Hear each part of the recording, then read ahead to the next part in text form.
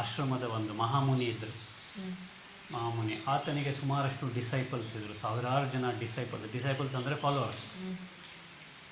ಅವರು ತುಂಬ ಒಳ್ಳೆಯವರು, ತುಂಬ ಅಂದರೆ ಮೃದು ಸ್ವಭಾವದವರು, ಒಳ್ಳೆಯ ಮಾತು, ಒಳ್ಳೆಯ ನಡೆ, ಒಳ್ಳೆಯ ನುಡಿ, ಎಲ್ಲವನ್ನು ಒಳ್ಳೆಯದನ್ನೇ ಹೇಳ್ಕೊಡ್ತಾಯಿದ್ರು. ಕೆಲವರು ಅದನ್ನು ಫಾಲೋ ಮಾಡ್ತಾಯಿದ್ರು, ಕೆಲವರು ಫಾಲೋ ಮಾಡಲಿಕ್ಕೆ ಆಗ್ತಿಲ್ಲ. ಬಟ್ ಅವರ ಪ್ರವಚನಗಳಿಗೆ, ಕಥೆಗಳಿಗೆ, ಇದಕ್ಕೆಲ್ಲ ಬರುವರು. ಅವರ ಭಜನೆಗೆ, ಅವ್ರೇನು ಸತ್ಸಂಗ ಇರುತ್ತೆ ಅದಕ್ಕೆಲ್ಲ ಬಂದು ಎಲ್ಲರೂ ಅಟೆಂಡ್ ಮಾಡಿ ಚೆನ್ನಾಗಿದೆ ಅಂತ ಅಲ್ಲಿ ಬಂದು ಶಾಂತಿಯನ್ನು ಅನುಭವಿಸಿ, ಸುಖವನ್ನು ಅನುಭವಿಸಿ ಅವ್ರ ಹತ್ರ ಪ್ರಸಾದವನ್ನು ಪಡೆದು ಹೋಗ್ತಾಯಿದ್ರು. ಸಾವಿರಾರು ಜನ ಇದ್ದರು ಅವರಿಗೆ. ಒಮ್ಮೆ ಅವರಿಗೆ ಹಾರ್ಟ್ ಅಟ್ಯಾಕ್ ಆಗ್ತದೆ. ಹಾರ್ಟ್ ಅಟ್ಯಾಕ್ ಆಗಿದಾಗ ಹತ್ತಿರದ ಆಸ್ಪತ್ರೆಗೆ ಕರ್ಕೊಂಡು ಹೋಗ್ತಾರೆ. ಅವ್ರು ಸಿಟಿಗೆ ಕರ್ಕೊಂಡು ಹೋಗಿ ಅಂತಾರೆ. ಸಿಟಿಗೆ ಕರ್ಕೊಂಡು ಹೋಗ್ತಾರೆ, ಪಕ್ಕದ ಇರ್ತಕ್ಕಂಥ ಟೌನಿಗೆ. ಅಲ್ಲಿ ಆಸ್ಪತ್ರೆಯಲ್ಲಿ ಅಡ್ಮಿಟ್ ಮಾಡಿದ್ರೆ ಅಲ್ಲಿ ICUನಲ್ಲಿ ಅಡ್ಮಿಟ್ ಮಾಡ್ತಾರೆ. ಆವಾಗ ಡಾಕ್ಟರ್ ಅವರಿಗೆ ಪರೀಕ್ಷೆ ಮಾಡಿ ಇವರಿಗೆ ಹಾರ್ಟನ್ನು ಏನು ಮಾಡಬೇಕು, ರಿಪ್ಲೇಸ್ ಮಾಡಬೇಕಾಗ್ತದೆ. ಹಾರ್ಟು ಬೇರೆಯವರ ಹಾರ್ಟ್ ಯಾರಾದರೂ ಟ್ರಾನ್ಸ್ಪ್ಲಾಂಟ್ ಮಾಡಬೇಕಾಗತ್ತೆ ಅಂತ. ಸೊ ಹೊರಗಡೆ ಸಾವಿರಾರು ಜನ ಆಸ್ಪತ್ರೆ ಎದುರುಗಡೆ ನಿಂತಿದ್ದಾರೆ, ಏನಾಗಿದೆ ಗುರುಗಳಿಗೆ ಅಂತ ಕೇಳಲಿಕ್ಕೆ. ಆಮೇಲೆ ಡಾಕ್ಟರ್ ಹೊರಗಡೆ ಬರ್ತಾರೆ, ನೋಡ್ತಾರೆ ಸಾವಿರಾರು ಜನ ಇದ್ದಾರೆ. ಮೈಕೇ ಬೇಕು ಅವರಿಗೆ.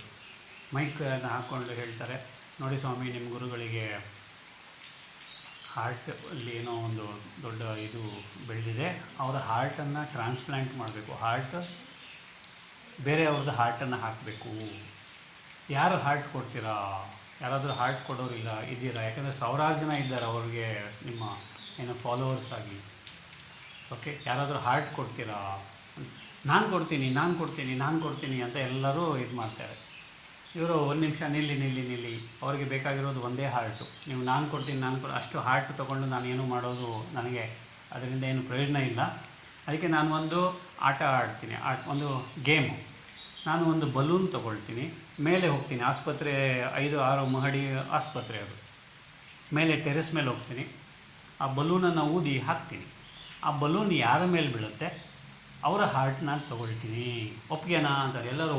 ಒಪ್ಪಿಗೆ ಅಂತಾರೆ. ಮೇಲೆ ಹೋಗ್ತಾರೆ ಅವರ ಹೆಲ್ಪರ್ ಜೊತೆಗೆ. ಬಲೂನನ್ನು ಊದ್ತಾನೆ ಅವನ ಹೆಲ್ಪರು. ಬಲೂನನ್ನು ಊದಿದ ಮೇಲೆ ಕಟ್ಟಿಬಿಟ್ಟು ಹಾಕ್ತಾರೆ. ಆ ಬಲೂನ್ ಕೆಳಗಡೆ ಬರ್ತಾ ಇರುತ್ತೆ. ಅದು ಯಾರ ಮೇಲೂ ಬರ್ತಾ ಇಲ್ಲ.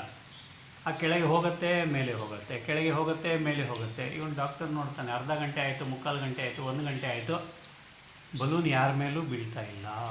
ಹೆಲ್ಪರ್ಗೆ ಹೇಳ್ತಾನೆ, ಏನು ಕಾರಣ ನೋಡ್ಕೊಂಬಾಪ ಅಂತ. ಅವನು ಹೋಗ್ತಾನೆ ನೋಡ್ಕೊಂಬರ್ಲಿಕ್ಕೆ. ಅವನು ಹೋದಾಗ ನೋಡ್ತಾನೆ ಬಲೂನ್ ಒಬ್ಬರ ಮೇಲೆ ಬೀಳ್ತಾ ಇದ್ದಾಗ ಅವನೇನು ಮಾಡ್ತಾನೆ, ಉಫ್ ಅಂತ ಊದ್ತಾ ಇದ್ದಾನೆ. ಅದೇನಾಗುತ್ತೆ, ಮೇಲೆ ಹೋಗುತ್ತೆ. ಇನ್ನೊಬ್ಬರು ಅವನೇನು ಉಫ್ ಅಂತ ಊದ್ತಾ ಇದ್ದಾನೆ. ಸೊ ಪ್ರತಿಯೊಬ್ಬನ ಮೇಲೆ ಬೀಳುವಾಗ ಅವ ಏನು ಮಾಡ್ತಾ ಇದ್ದಾನೆ, ಉಫ್ ಅಂತ ಊದ್ತಾ ಇದ್ದಾನೆ. ಅದಕ್ಕೆ ಬಲೂನ್ ಅದೇನಾಗ್ತಾ ಇದೆ, ಮತ್ತೆ ತೇಲ್ತಾ ಇದೆ, ಮೇಲೆ ಬರ್ತಾ ಇದೆ, ಮತ್ತೆ ಕೆಳಗೆ ಹೋಗ್ತಾ ಇದೆ, ಮತ್ತೆ ಮೇಲೆ ಬರ್ತಾ ಇದೆ. ಇಲ್ಲಿ ಏನಾಯಿತು, ಮಾತು ಮಾತ್ರ ಇದೆ, ನಾನು ಕೊಡ್ತೀನಿ. ಕಡೆಗೆ ಅವರು ಆ ಸನ್ಯಾಸಿಗಳು, ಆ ಮಹಾಮುನಿಗಳು ಹಾರ್ಟ್ ಇಲ್ಲದೆ ಓಂ ಶಾಂತಿ ಆದ. ಇದೇ ನಿಜವಾದ ಜೀವನ. ನಾನಿದ್ದೀನಿ ನಿಮಗೋಸ್ಕರ, ಏನು ಬೇಕಾದರೂ ಮಾಡ್ತೀನಿ ಅನ್ನೋರಿದ್ದಾರೆ. ಬೇಕಾದಾಗ ಆ ಮಹಾಮುನಿಗೆ, ಆ ಗುರುಗಳಿಗೆ ಯಾರೂ ಇಲ್ಲ. ಎಲ್ಲರೂ ನಾವು ಬರ್ತೀವಿ, ನಾವು ಕೊಡ್ತೀವಿ ಅಂತ ಹೇಳ್ತಾಯಿದ್ರು ಆ ಶಿಷ್ಯರು. ನಾವು ಹಾರ್ಟ್ ಕೊಡ್ತೀವಿ ಅಂತ. ಆದರೆ ನಿಜವಾಗಲೂ ಯಾರಿಗೂ ಕೊಡಲಿಕ್ಕೆ ಮನಸ್ಸಿಲ್ಲ. ಸೊ ನಿಜ ಜೀವನದಲ್ಲೂ ಹಾಗೇ ಎಲ್ಲರೂ ಇದ್ದಾರೆ ಅಂದ್ಕೊಳ್ತೀವಿ ನಾವು. ಅವರಿದ್ದಾರೆ, ಇವರಿದ್ದಾರೆ. ನಿಜವಾದ ಒಂದು ಸ್ಥಿತಿಯಲ್ಲಿ, ಸಿಚುವೇಷನಲ್ಲಿ ಯಾರಾದರೂ ಮುಂದೆ ಬರ್ತಾರಾ?